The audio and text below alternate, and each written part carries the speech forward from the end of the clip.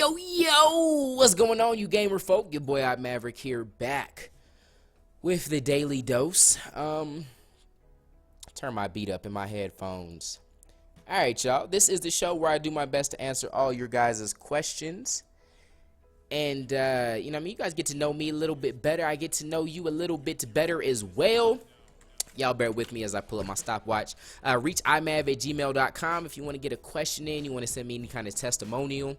And I appreciate everyone that participates in the question of the day and stuff like that, because it really does help me get to know you guys better, as well you guys me. So again, it was cool seeing all the responses on the last video. Some of you guys juggle some crazy roles, different things you got going on, and that was amazing to see. So thank you for you guys that are continuing to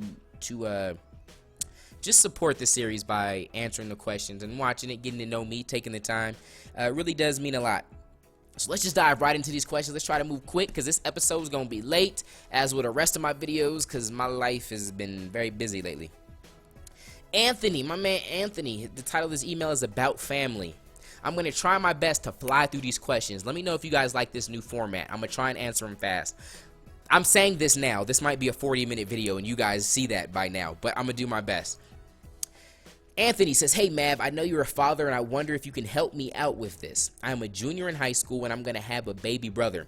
I'm upset because he will be born without me, because I will be in college, and I won't be able to come home because of football. It will take over my time like it does now. I won't be in his life when he needs me. How can I fix that? I know it's not the same as a kid, but still. I think that's a good question. I don't really understand, because you say you're a junior. If your mom's pregnant now, he should be born while you're still a senior. I don't know if you said that wrong, or maybe there's just something I'm not understanding. Maybe they're planning on getting pregnant later. But so let's just assume that, all right, this question is someone is going off to college and their little brother's going to be born while they're away. I don't think you should worry too much, man, because in 2014, there's quite a bit of, you got some good technology, and I believe it's very, very, very possible to have a solid relationship with your brother, even in them early years as he's developing, with you being away. You got stuff like Skype. You can make phone calls. You can do FaceTime, and you will be able to go back. I mean, first of all, the college has to give you time to go back for certain holidays and give you time off.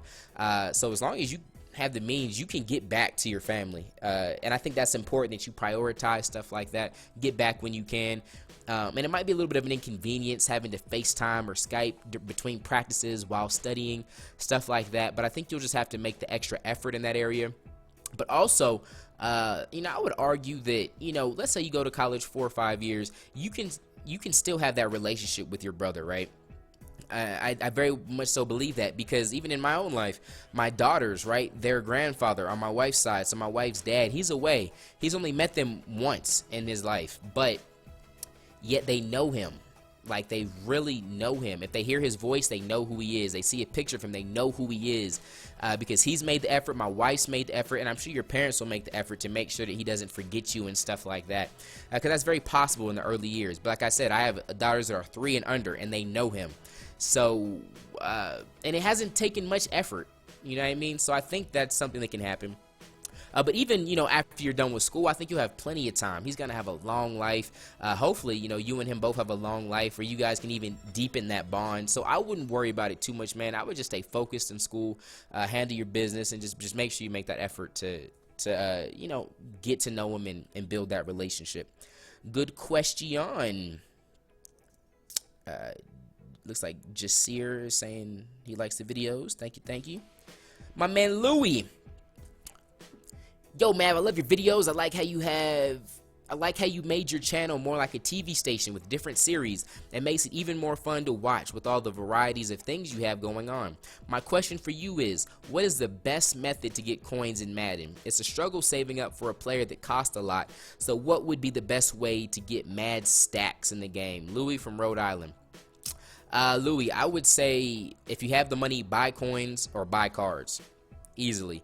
If you don't have money but you have time, do solo challenges. I like doing solo challenges over actual games because you can crank out more solo challenges and get more coins. You can do that faster. So it's easier for you to do 10 solo challenges than it is to do 10 season games, and you can work up to some solo challenges that reward you more or even the same amount as you would in a season game. So I would crank the solos, and then once you get a decent amount of coins, you can start doing wagers. Wager someone for 10K coins, 30, 50, 60, 80, 100K, 200K as you get more and more. But that's also a quick way to lose your coins. So I would make sure that you have some skill and that you are confident in your abilities. If not, then probably just stick with the solos because you can lose all your coins really quick that way. But I would say it depends on whatever's best for you, because your best thing might not be what's best for me. I don't have a lot of time, but I have money that I can invest in the pack openings, right? So that's why I have a lot of coins typically.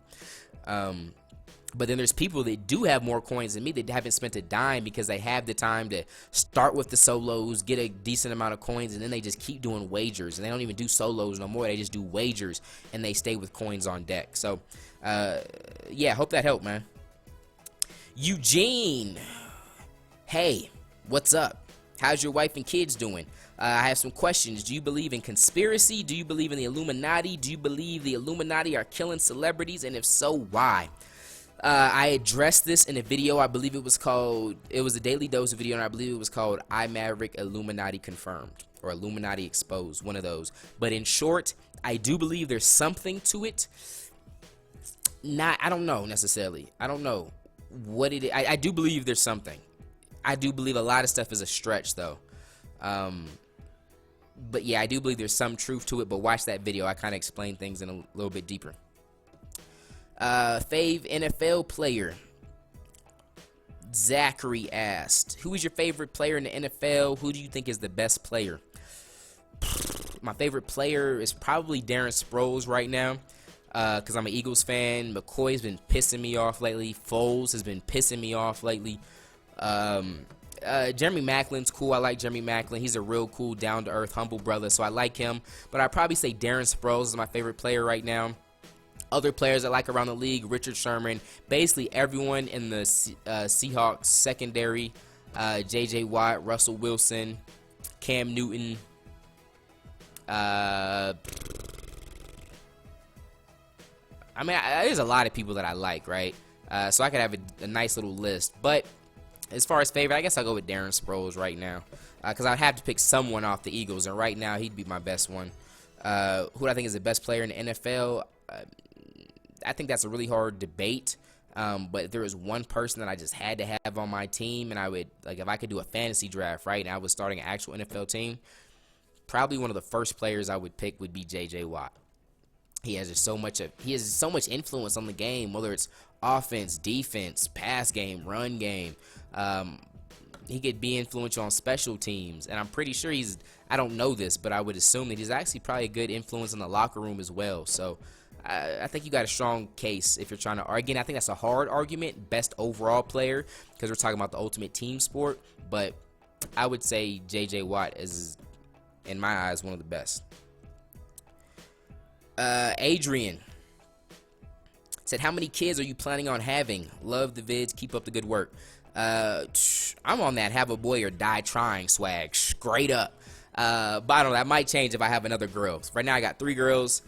And not saying that I don't love my girls. I think it's that every girl that we've had so far, we wanted to be a boy. From our first kid to our last one, we just had Lyric.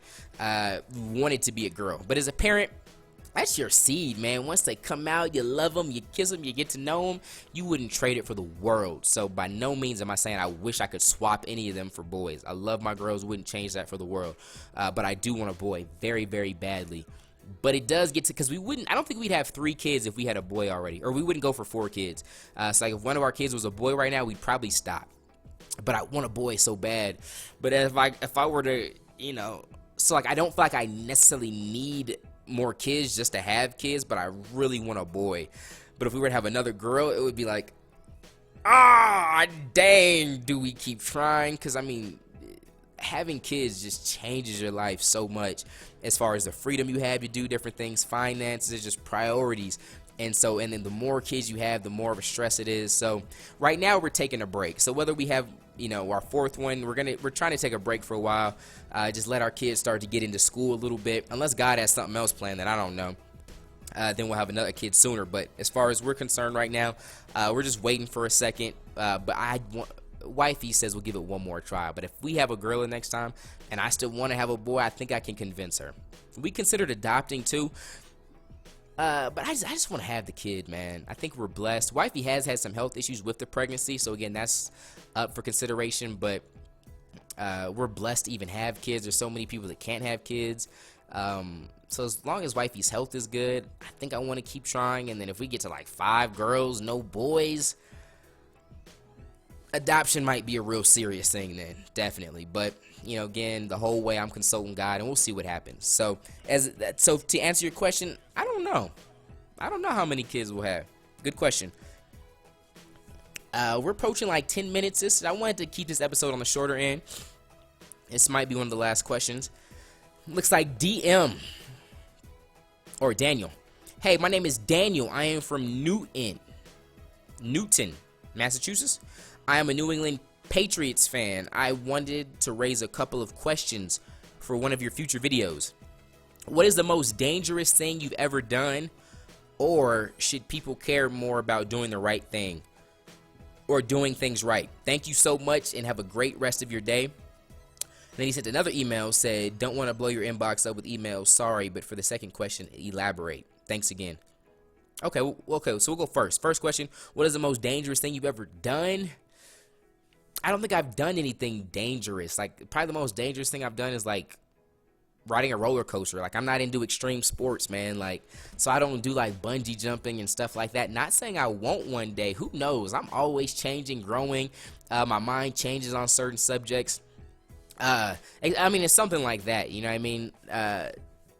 Not like crazy stuff, but like I'm always growing, and my thoughts on things do change as I receive new information. I'm constantly growing, so that's why it's always funny when some people are like, oh, and no one's really called me out on anything like this, but let's say they were, well, not really, but anyway, like let's say someone's like, oh, well, you used to believe this and you used to say that, and it's like, okay, that was a year ago. That person might have grown and their beliefs might have changed or whatever happened, right?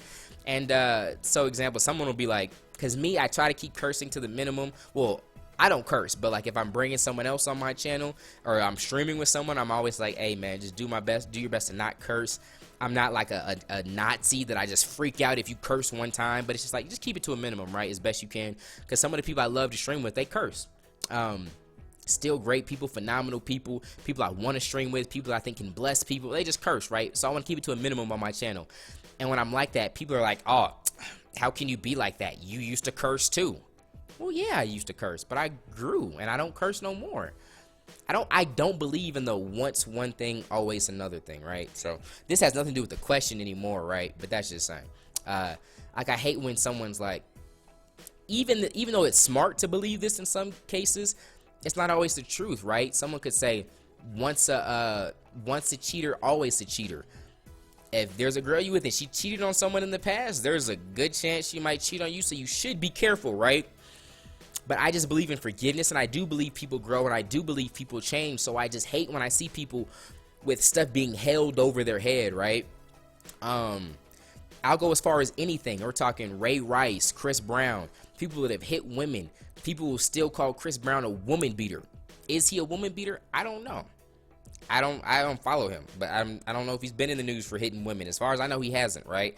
But he has been in the news for some knucklehead stuff. So I could see how people don't think that he's changing. But even if he was, right, even if he was on a real path and changing, people would still label him as like that woman beater, and I hate that. I've seen people get out of jail, get out of prison, and they still have that baggage. Just like they serve their time, they change, they come out, but yet they still can't get jobs, they still can't do things, and people don't give people credit for changing. And this is completely off topic, not really too much on the question. I kind of got brought up because I was talking about maybe one day I will be into doing extreme stuff. I doubt it, but that was just a rant on people changing. Let me know your thoughts on that in the comment section. Do you believe once is something? So that's hashtag bonus question. Do you believe once something, always something? Because I disagree with that completely. I'm glad that people don't, even in my own life, and I think if we applied it to our own life, people would be a lot less judgmental, right? Because I honestly feel like, so I still say, you guys, I'm still struggling with being a workaholic, but I don't even know if it's fair to even say that, because I really feel like with my first daughter, I don't know if you would say a bad father, because I was there for like the big things that mattered. You know, I made sure, you know, I was there for her, but I just don't know. Like, I was nothing like the father I am today, right? So if someone looked at that and was like, let's just say a C father, right? An average father. Once an average father, always an average father, right? But I've grown so much and I'm so on point. I'm so much better now. But I had to grow, right? I was younger then. I was 20? What's the math? Well, my daughter's 3, but there's months involved too. So my birthday's in April 2021, right? Now I'm 24, right? So I've grown since then. I'm telling you, I'm not gonna be the same person in 6 months than I am now, because I grow so much. I'm constantly reading. I'm always trying to get better. So you want to see me get like, something irks my soul, because when people say that, I'm like, I'm sure there's something in your life that you had to overcome and you had to get better at. And how would you like if people held you down to your past? Like, kick rocks, no shoe. My bad, I'm getting pumped up. But so yeah, and again, maybe Chris Brown and other things weren't the best example because they're still wild style, but even then, maybe he's still a knucklehead, but is he still a woman beater? I don't know. He's someone that hit a woman and he shouldn't have, but I'll rant for wherever. Let's keep it moving. Your second question. Should people care about doing the right thing or doing things right? We're at 15 minutes. All right, let's go. Yeah, I think people, of course. I don't know how you want me to elaborate on that. Should people care more about doing the right thing or doing things right? I don't know what you're trying to get at. I know a way I can elaborate, actually. Should people care about doing the right thing? Yes. And my reasons behind answering this, and I'm going to have this might move me into the question of the day. We'll see how this goes. So, should people care about doing things right? Yes. And I kind of answer that from a Christian perspective, right? That's the best way I know how to answer that, because I believe in an eternity in heaven or an eternity in hell. Side rant. Hashtag side rant for a second. So that I'm gonna start doing that, hashtagging certain things, hashtag side rant, hashtag bonus question. So you guys can go back and, like, when you answer on a specific issue, you can leave like multiple comments. So you'll be like hashtag side rant if you want to address that or whatever, just to address a certain thing. You know what I mean? But like a hashtag side rant, I don't get how. Again, because I'm going into Christian stuff again, right? There's some atheists that'll get so butthurt and they'll be like, oh, you're shoving this down my throat. First off, I think if it's on a video on my channel that you voluntarily clicked on, I don't think you have any argument as far as forcing down your throat. I think you're using the wrong words. It's not forcing down your throat.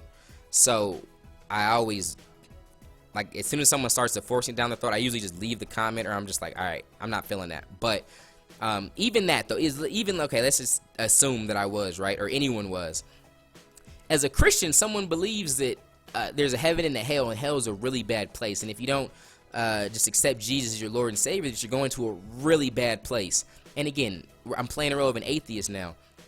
My thing is, that's cool. And if you're just trying to look out for me, that's what's up. Cool. I don't rock with you. I don't believe you. I think you believe in some stuff that's not real, right? But I appreciate that you care enough for me. Because right now, like, let's say I do hear you out and I go to heaven right now, you're not getting no cookie. You don't get a star on your shirt. And I do believe we're storing up treasures in heaven. But, like, if anything, if I'm sharing Jesus with you, if anything, I'm just inviting myself to more hate. I don't get nothing. You know what I mean? I'm not trying to save myself as far as how I believe, right? So I would think that's love. And even as an atheist, I would be like, dang, good looking out, man. You know, I respectfully disagree, but I'm sorry. But thank you for looking out for me, because if this place you say is real, I really wouldn't want to go there, right? And I would think as if an atheist went to hell, and again, a place that I just believe is so horrible, when an atheist got to hell, they'd be like, bruh, I had a Christian friend, Chris. Why the heck didn't he tell me about this more? Why didn't he chase me more? Why didn't he force it down my throat, right? And so I just never got that. That's a side rant, bonus rant.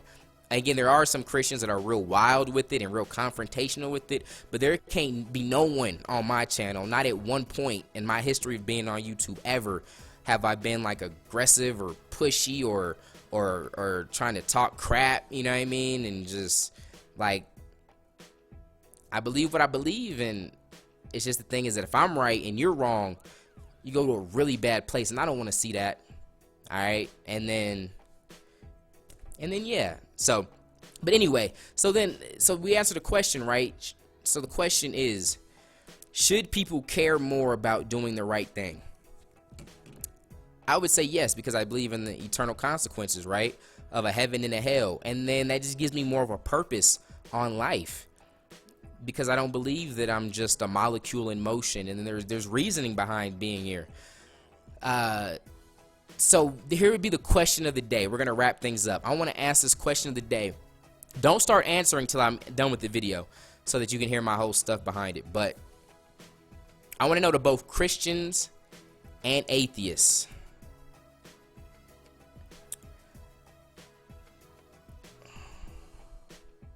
How do I phrase this? How do I phrase this? How do I phrase this?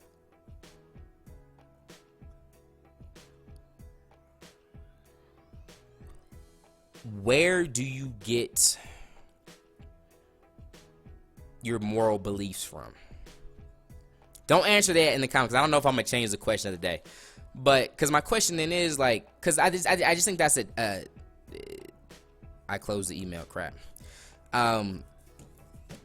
You know what I mean? Just because I do think about questions a little bit deeper, so I might be looking deeper into this question, but it's just a question that I find a little bit weird to answer as an atheist, right?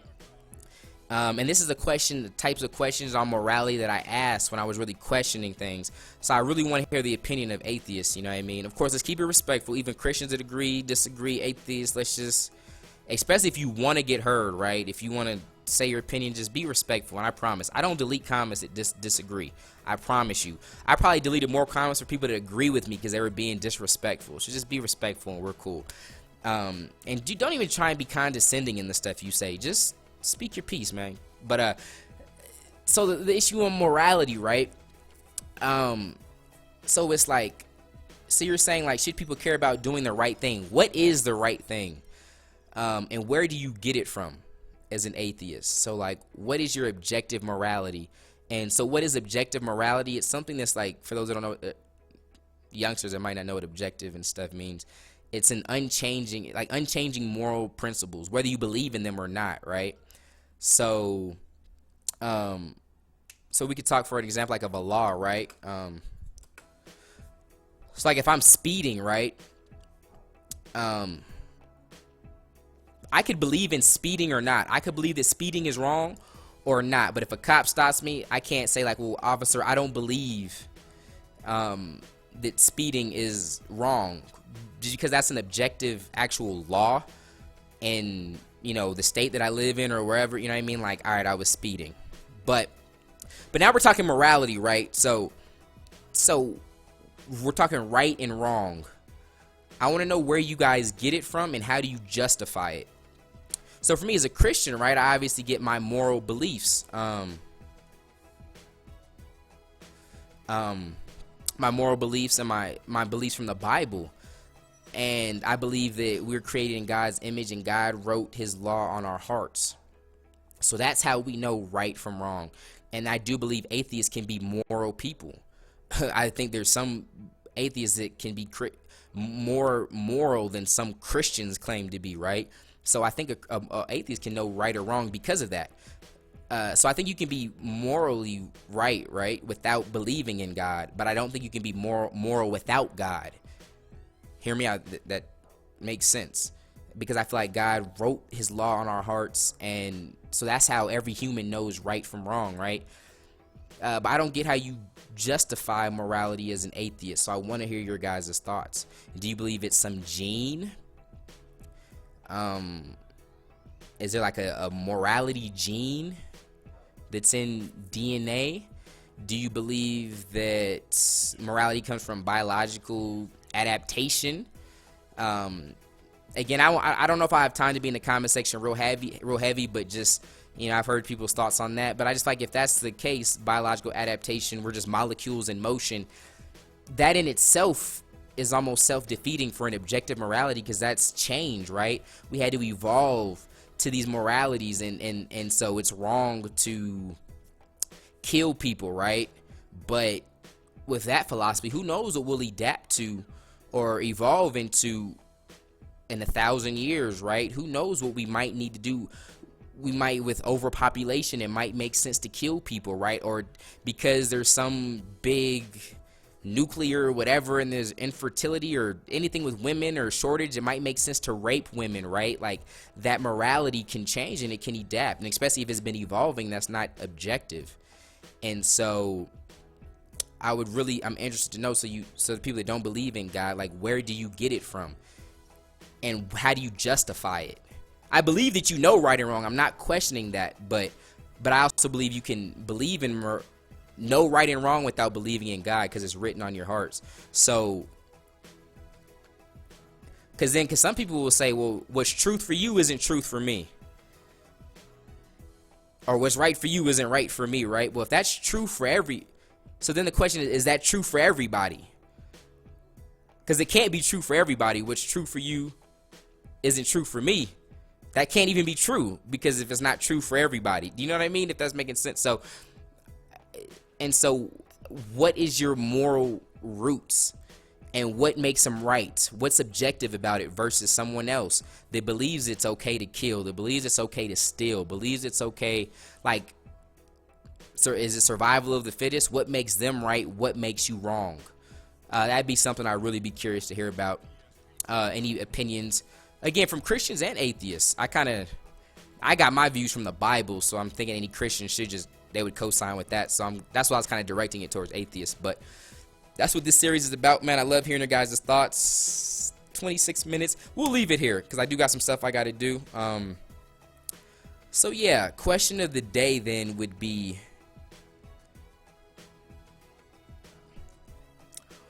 where? No, we'll just leave it broad. So I'll ask the same thing, but I want you guys to address that here in Atheist. But so the question of the day I'll ask the same thing. Should people care more about doing the right thing? No.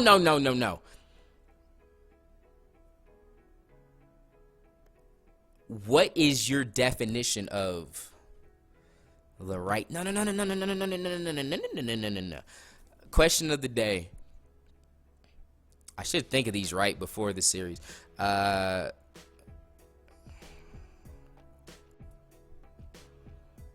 I like this beat? I don't think I've used this beat before. Question of the day will be, how do you justify what you believe is right and what you believe is wrong? There you go. So how do you justify your morality? I justify my morality from the objective truth that I get from the Bible and God's word, and I believe it's truth and objective morality, whether you believe in it or not. I believe that heaven and hell is a real place. You can believe in them or not. You know what I mean? So yeah, I like that. I like deep questions for the daily dose. We ain't got too deep in a while, I don't think, at least. So that's good. Gave y'all a break, and now we getting deep again. So question of the day, how do you justify your morality? Hope that makes sense. Hope that's a good question. We'll see how the answers go. But I see you guys back here tomorrow. Appreciate y'all rocking with your boy. Y'all be easy. Till next time. God first. God bless.